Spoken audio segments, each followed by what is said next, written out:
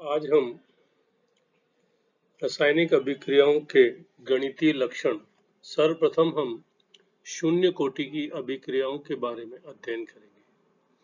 शून्य कोटि की अभिक्रिया क्या होती है? ऐसी अभिक्रिया जिसमें अभिक्रिया के दौरान अभिकारकों की सांद्रता स्थिर रहती है, अर्थात अभिक्रिया का वेग उसके क्रियाकारकों की सांद्रता के शून्यवें घातांक पर निर्भर करता है। माना कि एक सामान्य अभिक्रिया है, A is changing into product और यहाँ पर जो रेट कांस्टेंट है वो है K0। तो इस अभिक्रिया के लिए अभिक्रिया का वेग क्या होगा? Rate is equal to A raise to the power 0, क्योंकि हम ये मान रहे हैं कि इस अभिक्रिया की कोटि क्या है? शून्य है। तो अभिक्रिया का वेग क्या होगा? Minus dA/dt is equal to K0 A raise to the power 0। यहाँ K0 क्या है? शून्य कोटि की अभिक्रिया का वेग स्थिरांक है। अब हमें याद है कि किसी भी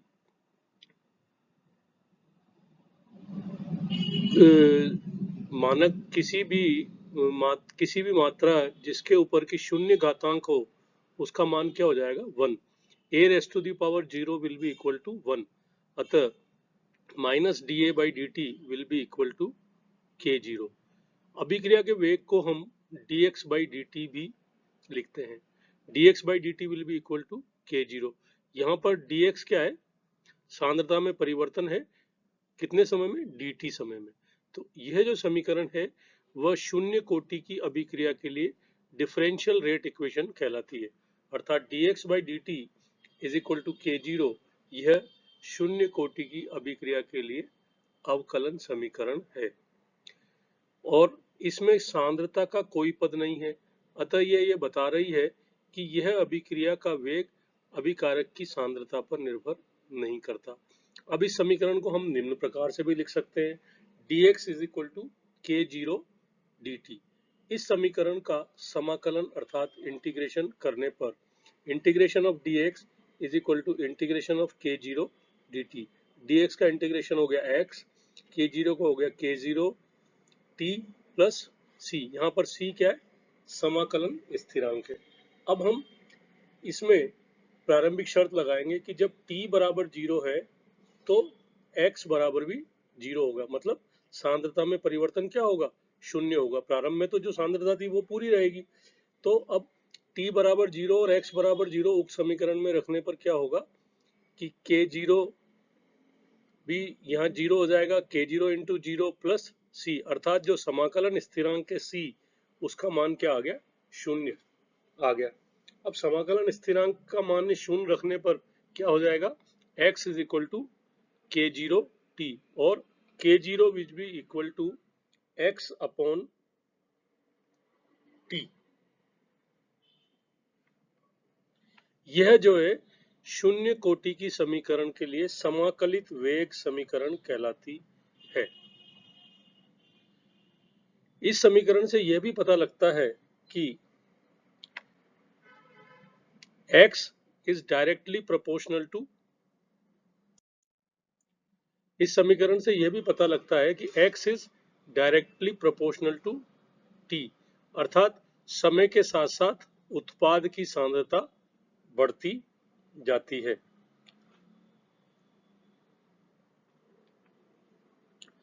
अब शून्य कोटि की अभिक्रिया के लिए अर्धायुकाल। अर्धायुकाल क्या होता है? अर्धायुकाल वह समय है जिसमें कि क्रियाकारक की सांद्रता का मान प्रारंभिक सांद्रता से आधा रह जाए, उसे हम टी हाफ कहते हैं। यदि क्रियाकारक की प्रारंभिक सांद्रता A हो तो जो हमारी प्रथम कोटि की समाकलित समीकरण है x is equal to K0 t, उसमें हम x की जगह तो A/2 रख देंगे और t की जगह t हाफ रख देंगे। तो A/2 will be equal to K0 t half और t half will be equal to A upon twice K0। अब चूंकि K0 क्या है? वेग नियतांक है, तो यह तो पूरी अभिक्रिया के दौरान स्थिर रहेगा। अतः t half is proportional to A, अर्थात शून्य कोटि की अभिक्रिया का अर्धायुकाल क्रियाकारक की प्रारंभिक सांद्रता के समानुपाती होता है। अर्थात क्रियाकारक की प्रारंभिक सांद्रता यदि हम बढ़ा देंगे तो अर्धायुकाल भी बढ़ता जाएगा। अब हम वेग नियतांक k0 का मात्रक ज्ञात करना चाहते हैं। तो समीकरण में k0 will be equal to mole per litre raise to the power 1 minus delta n into second inverse. अब यहाँ पर डेल्टा n का मान क्या हो गया, 0 हो गया। तो k0 का मान क्या होगा, मोल पर लीटर इनवर्स, मोल्स प्रति लीटर प्रति सेकंड। अर्थात जो सांद्रता की इकाई है वो ही सांद्रता परिवर्तन की जो दर है वह क्या कहलाएगी, इसकी k0 की मात्रक कहलाएगा।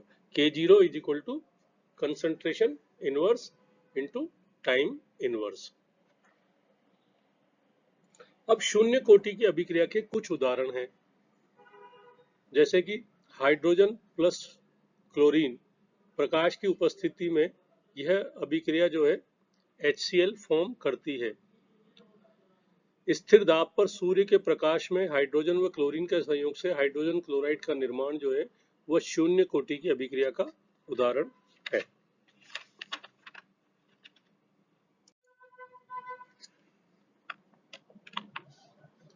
इसी प्रकार से हम शून्य कोटि की अभिक्रियाओं के अन्य उदाहरण भी ले सकते हैं।